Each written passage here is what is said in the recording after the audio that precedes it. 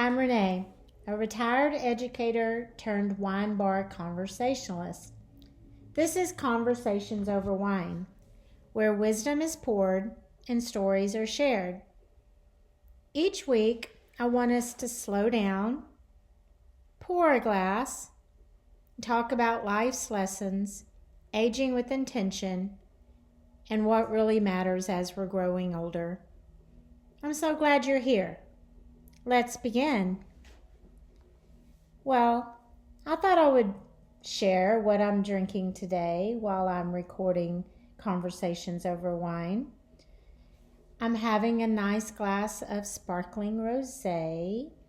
I enjoy a little sparkling wine. It's a little uplifting, and sometimes I don't want a heavier wine, even though I love a good red wine, a good bold red wine. Sometimes I just want something a little more lighter, maybe a little more celebratory. And, well, it is January 26th, and in Texas, as well as many other parts of the United States, we are buried in a blanket of snow and ice right now. So, it's nice to have something to kind of uplift your spirits. Yeah, so this is day 4, I guess, that we are buried in. Friday night, overnight, the system came through and all of it started then. So that was Friday and today's Monday. So here I am. Been doing great. Everything's fine here. Nothing really catastrophic has happened, even though we had a fire alarm that went off at 3 a.m. in my apartment. So that was a little startling. And I thought it was just because of the freezing temps that it set off the alarm, because we had been warned by management that could happen. But then today I found out that there was a burst pipe in part of the apartment. So there are some of the units that are flooded. So I feel really bad for them. So far, my unit is fine. Saya, my Siberian Husky, and I are doing great. We're nice and warm. We even got out today, even though it was really cold. It was sunny, no wind. So she and I still got to do our walk on the Trinity River and enjoy a 3-mile little hike, and looked at some of the wildlife that was out and about and made it back. So that was a nice start to our day. And here I am, ready to record my next episode. I believe this is episode 9. How fun. I read that I think it's like 78% of podcasts don't make it past the 7th or 8th episode. So, woo, we made it past that. And I'm excited. So I still have a lot more to share, and I hope you guys are following along and enjoying the episodes. For this one, when I do these, I really try to be very intentional and choose topics that I feel passionate about, because when you're passionate about something, you have a lot more to say about it, right? It goes a little bit easier for you. The words will flow, and your heart is in it. So it took me several days to figure out what I wanted my next topic to be. I had a couple of other ideas, but just something I've personally been focusing on lately, and I have brought this up in another episode when I was talking about, my goals for 2026. I did mention money and doing better with money. And so since that's really been on my heart and on my mind a lot, I wanted to dive into that a little bit more today. And I don't know. I think it's just something I'm really thinking a lot about. And it appears on social media anyway that I'm not alone in that a lot of people are trying. Well, there just seems to be this shift away from consumerism and just buying stuff all the time and living this fast-paced life where it's consume, consume, consume, buy, buy, buy, it really appears that there seems to be a shift where more people are slowing down here in the United States. Maybe we're taking some good lessons from some of the Europeans. It just seems to be a little shift. Like maybe we're realizing that our fast-paced lifestyle and our constant buying into these ideas on social media of what a perfect life looks like, maybe more and more people, including myself, are beginning to realize that there's more to life than that. So for today, I want to talk about 5 ways that I'm going to do better with money this year. No shame, no guilt, just sharing some ideas that I have. And they're certainly not just my ideas. I have picked up a lot of wonderful tips from some books I've read, also from some social media accounts that I've been following. You know, most things are not original ideas. We borrow, steal, and use ideas from other people. That's completely normal. And I love the access that we have to other people's ideas in this digital age. There are many things that are not so great about the digital age, but the access to good information is definitely a good point. So I thought we would talk a little bit more about money today. And I want to talk about those 5 ways this year that I intend on doing better in the money department. And I am hoping that out of the 5, that you at least find a few that might work for you if you're also on a journey to do better with your money, to be more intentional, and maybe to kind of step away a little bit from this story that we've been sold that, you know, we can buy our way into happiness. And I know some of this may just come with age, but I do hope, as I know I have some younger listeners as well, you know, I wish somebody would have spoken some of the truths that I've been reading about to me when I was younger. So maybe there's some takeaway for our younger audience as well. Maybe they can choose some ideas and maybe learn a little bit earlier than myself. Took me a while. As I was younger, you know, once I started my profession, of course I paid my bills, but I just bought a lot of clothes and a lot of shoes and a lot of stuff. And that went on for years. And I would say over the last 3 years or so, I've dialed back, and I've kind of been on a little bit of a journey, but not until I'd say the last few months have I really, really focused on it and thought my way through the spending, because it is psychological.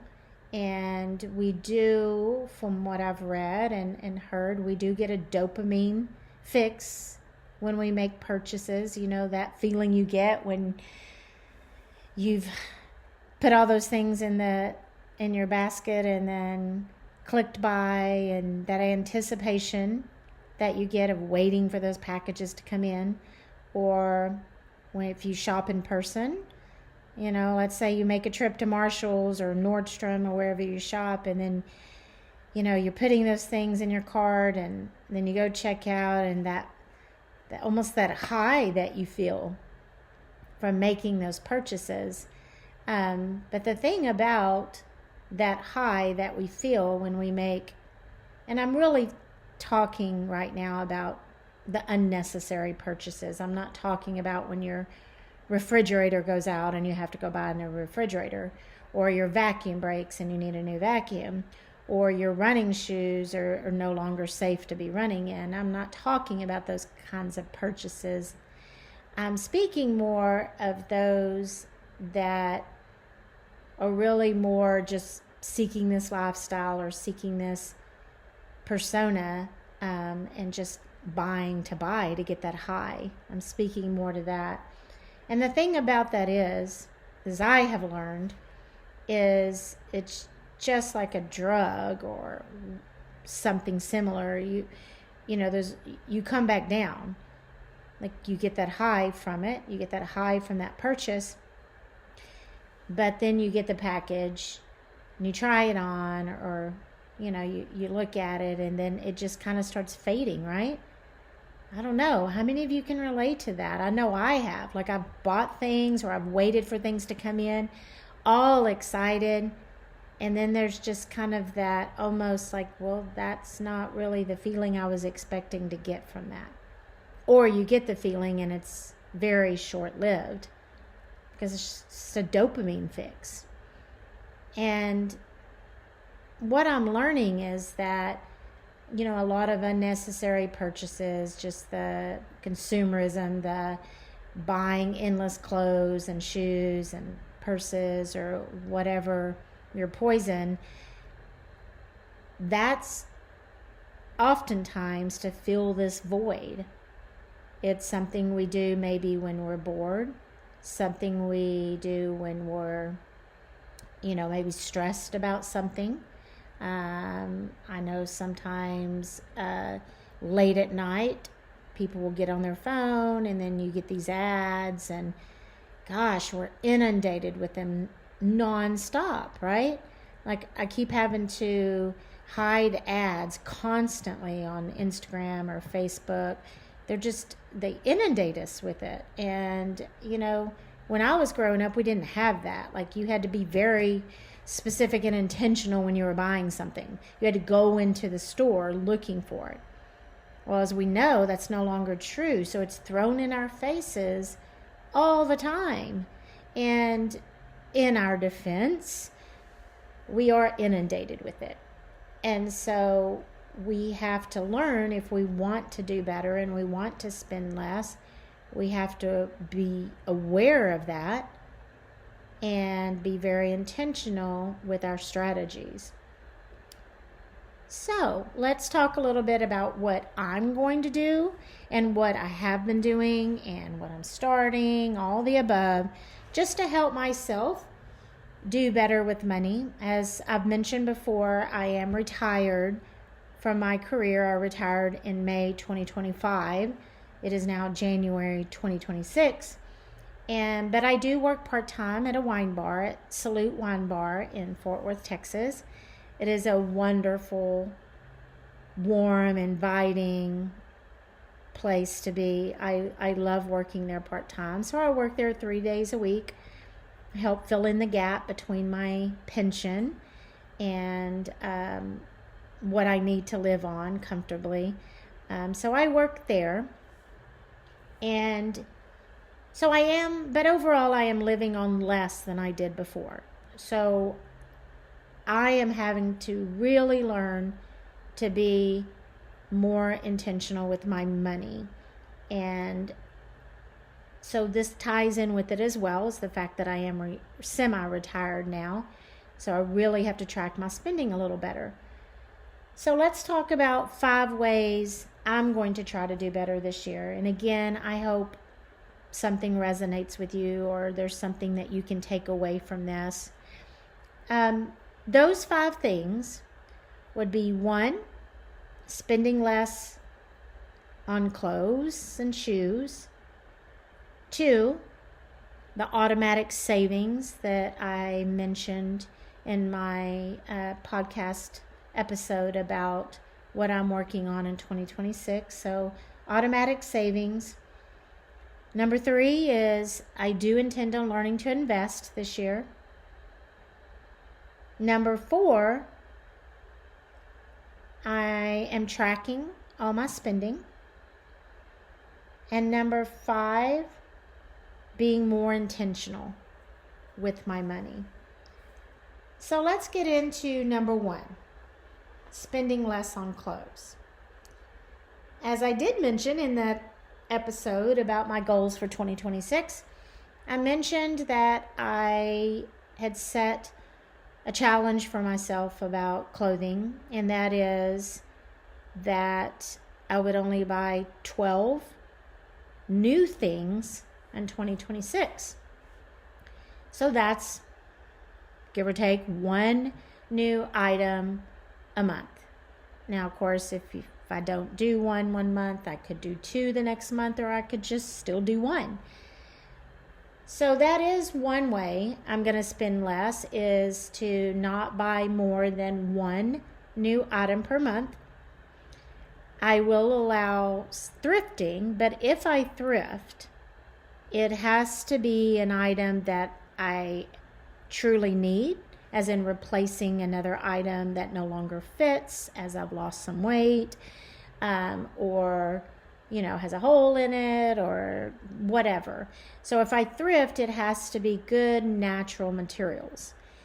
And I can thrift a few things a month within reason if I need to, but only one new item per month. And with the natural materials idea, I've really been reading a lot about that lately, and I'm trying to stay away from the cheaper clothing, because I would really, as I'm replacing items, anything I buy new or thrifted must be good sustainable materials. I want good quality. I'd rather pay more for an item that's going to last me longer. I'm not really so much into the fads or trends as much as I used to be. So when I purchase something, I'm going to look at the materials. I'm going to make sure that they're good quality materials and not mostly plastic, and try to select items that fit this stage of my life, who I am right now. Because I think that a lot of times when we're just buying clothes over and over and over again, it's like this endless search to figure out who we are. And we have so many clothes, so instead of knowing what's in there, it's easier just to buy something new. But as I have slowly cleaned out my closet and I don't have as many items to sort through, I can actually see what I have. And when I don't allow myself to go buy new things, let's say once I've bought that one new thing for the month, or I've thrifted a couple of things, well, then I'm cut off. So I have to look in my closet, and I have to rediscover some of those items that have just been sitting there tucked in between too many clothes. When we buy less, we become a lot more aware of what we already have. And it will force us to style what we have. So the end goal, I see, is that we end up with a smaller closet with good quality, classic items that fit who we are.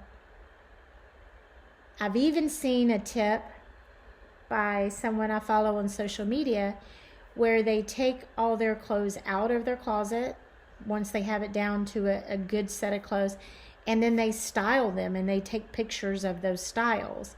And then when they're stuck one evening, let's say they're about to go have dinner with friends, or they're going on a date, or whatever the occasion may be, and they get that feeling, that old feeling of, well, what am I going to wear? They can look back at the photos. I think that's a cool idea, being able to have already styled your clothes, so there's not that, that moment of panic of, oh my God, I got to order something new. We're not really forced to style what we have if we continue to allow ourselves to just always buy something new. So that's a challenge that I am working on. I am not going to allow myself to buy more than one new item a month. And and that new item must be good quality, long-lasting materials. That is a classic style that fits my lifestyle. And if I thrift, it must be to replace something that is, it's got a hole in it, or it doesn't fit me anymore, or it doesn't fit my life. And then that thrifted item must also be good quality, long-lasting materials. Another tip I've seen in that area is when you buy something, can you style it at least 5 different ways? I think that's a cool way to think about it. So that's my number one way of doing better with my money this year. My next one I have mentioned before, and that's the automatic savings. So I have it set up. I get paid weekly working at the wine bar, and I get paid once a month from my pension. So I have every week on Friday, I have an automatic draft into my savings account. That is paying myself first, which I have read about over and over and over again. Otherwise, it's too easy to say, to spend your money and do things and then go, oh, I don't have any money to put into my savings this week. Well, if you do it first, one, you really don't even miss it. Like, it's just gone. It's never a part of what you see on that Friday. And two, it's done. Like, you have it every week. It's consistent, and that will pay off for you. You don't run out of money later because that happens first. So I have an automatic savings, and I already have that set up, and I will continue to have that happen. Once I have met my goal for my savings account that's attached to my checking account, I have a goal there. And then once that goal is met, then that automatic savings every Friday will go to my high yield savings account that I also have. I have 2 checking accounts, which I've also recently done as a good money tip. I have my checking account that's just for bills, and I have a checking account that is just my spending money. That has helped me distinguish between the two and know that this account pays all my bills. Whatever I have left is what goes into my spending money, and I can see that separately. That has helped me a great deal. That is a tip that I got from a social media person that is an expert on budgeting. So automatic savings, and also I have those 2 checking accounts, and for right now I have 2 savings. One is just a little bit of money right there next to my checking in case I need immediate money, and then my high yield savings account is where I'm keeping a bigger chunk of money. That leads me into my third way that I plan on doing better with money this year, and that is learning to invest. That is not something I really have ever learned how to do by myself. I have invested through investors before. I've had other people do it for me, but I've never done it myself. So that money that I have sitting in the high yield savings account right now, yes, it's making some money, but I really feel like I need to take a chunk of that and invest it and build an even better amount of money to help me in my retirement. Because I know I can't work at the wine bar until I'm 90, right? That doesn't make any sense. So I do have my pension, but I do need a little more than that. So I realize I need to take some of that money that's sitting in the high yield savings account and invest it.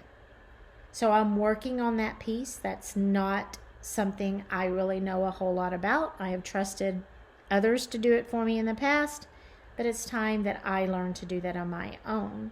So I'm working on that piece as well, building a little more wealth on my own. My pension is great, and at some point I will pull a little bit of Social Security, but I do not ever want to be a burden on my daughters or on anybody else. I want to make sure that I am in a position to take care of myself as I get older. So that is my third way, which is learning to invest, and I am working on that, and I will update you guys as I learn more about the best way to do that at my age, because it's a little different when you're younger. It's a little more long term, but as you get older, that window's a little smaller. So I need to learn the best way to invest for me at this age for my time frame. So number 4 is tracking my spending with a budget. That has been something I have been working on for about the last year, is really looking at where my money is going. I've read a lot about how a lot of people believe the way to have more money is that they need to make more money. But I'm beginning to learn that that's not always the way that pans out. A lot of people, the more they make, the more they spend. And I've fallen into that trap myself throughout my life. So a lot of people that have really built wealth, it's not because they made a ton of money. Now, of course, in some circumstances, yes. But it's more about, at least what I'm learning, it's more about what you do with what you have. Even if you have a smaller income, you can still save, you can still learn to invest, but you have to know where your money is going. And you have to set a budget so that you can look and see where your money is actually going. If you start tracking it, you might be surprised. It's kind of like when I talked about my health journey, when I got my healthiest body back last year. I lost 20-something pounds. And I mentioned that I started tracking my food. When you start, and you may think, oh, I eat really healthy, but you don't think about the fact that drizzling all that olive oil, which you think is healthy, and it is, over that salad, which you think is healthy, and it is, but it still has calories. So 1 tablespoon of olive oil is something like, 120 calories or so. And if you're just drizzling it all over there, then you may have already added 300 or 400 calories to your salad. So until you start tracking your food, you probably consume a lot more than you realize you do. I think that is very similar to what happens with our money. We may think, oh, I didn't spend that much eating out this month with my friends, or I didn't spend that much on clothes. But if you actually set a budget, allocate where every dime is going every month, and then track for a few months what you've spent, you might be really, really surprised. So I now have set a budget, and then I track. And a lot of checking accounts will do that piece for you. It'll tell you exactly all the different areas where you've been spending money. I know USAA does. I can look in there and say, okay, how much money was spent on this? How much money was spent on that? So I think a budget and tracking will help me, and it has been helping me a great deal. Because otherwise we just kind of create these scenarios in our heads. Or at least I have, where I think, oh, I didn't spend that much. But then when I go in and add those numbers up, I'm shocked. Oh, wow. So if I do that, let's say, for example, eating out, my budget for eating out. If I'm, a couple of weeks into the month and I add up what I have spent, and then I look at what my budget is allocated for that, I might be surprised to see, whoops, I've already hit that amount. I don't need to be going out and eating out for the next 2 weeks. So you really have to keep an eye on your money. Have a budget that's very specific with all the categories. Of course, it's pretty easy to put your bills down. Once you have your bills and you've paid yourself with your savings, and you've deducted your bills, then you can see what's left over. And you can see what you actually have to spend. That is something I continue to work on. And I'm hoping that will help me to do better with my money this year.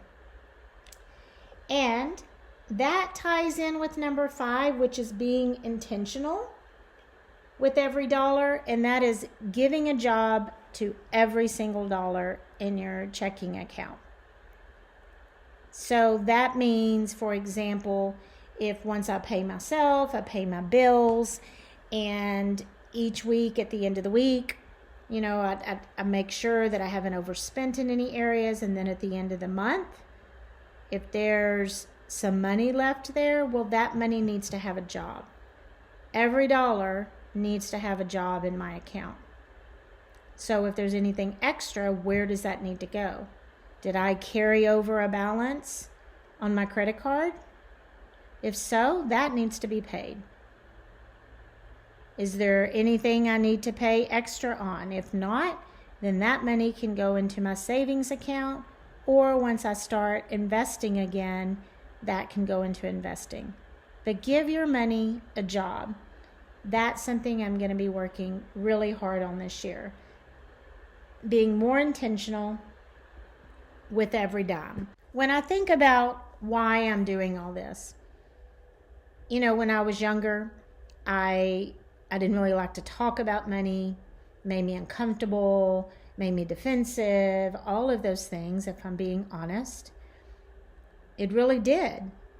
I felt like when I talked about money or we talked about budgeting and things like that, it made me feel confined and restricted. But what I am learning is it's actually so much more freedom when you're intentional with your money, when you're spending less on things you don't need, when you have an automatic savings, learning to invest your money, tracking your spending, and being more intentional. It's actually more freeing. You get more freedom from that. I had it flipped in my head that it was almost the other way around. Like, I don't want to talk about that. I don't want to budget that. I don't need that. That's so silly, but that's the way I used to think. And now I almost get a thrill from this. Like, as I'm looking at my money each week and I'm paying myself and, I'm giving every dollar a job, and I'm not making as many impulse purchases as I did before, it's very empowering. Like, it feels so good because I'm in control, which is really important. I love that feeling of being in control of my money and it not feeling like it's spiraling or out of control. If you've ever gotten a credit card statement and been like, oh my God, that's a horrible feeling. It feels out of control. And so I don't want that anymore. I don't want that feeling. I want to feel good about my money. I don't want the stress that comes with overspending. And it really excites me that I'm seeing more and more on social media.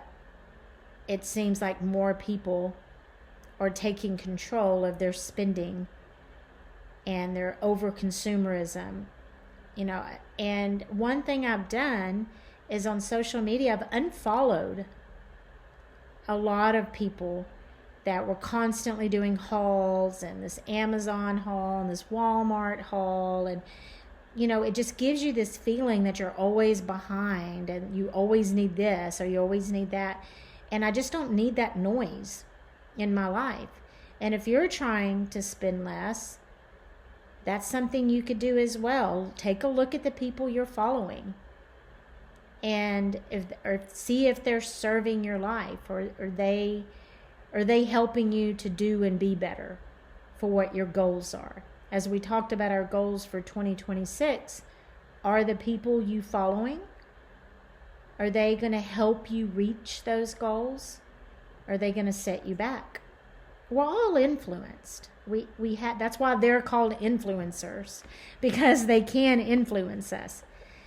So if you are following people that really are maybe not helping you to set your goals, then maybe it's a good time to clean all that out and to go through, as I've done, and unfollowed a lot of people that just don't serve me anymore. Nothing personal. It's just, we're just not in the same place. And I have started following a lot of accounts that, focus on spending less, They give us really good reminders about, do you need that item? I love the ones that say, you do not need, to buy anything from Amazon today, or you do not need that new scarf that you've seen on that ad. I love those. Those are the kind of people I'm trying to follow right now. Those people that are budgeting, that want to do the best with their money, and that are decluttering and deconsumerism their lives. They're taking all that out to make room for all the good stuff. And it really feels good. It really does. I thought it would have the opposite effect, but the more I'm doing it, the more I'm loving it. The less is more resonates with me. And it just fits well with what I want out of my life. I hope some of these tips have been helpful to you. I just like to talk about things that are personal to me and that I feel strongly about, but also I try to choose carefully things that I hope other people care about and would like to hear about. And I hope if you enjoyed today's podcast, if you could take a few minutes to like it, and please add some comments. I would love to hear from you guys. Give me some episode ideas, or tell me what you liked or what you didn't like, or what you would like to hear more of. And please download the podcast. All of this helps me to continue to grow. And I want to just thank you, as always, for joining me as we sipped, savored, and reflected on this beautiful life that we have been given. And until next time, friends, cheers.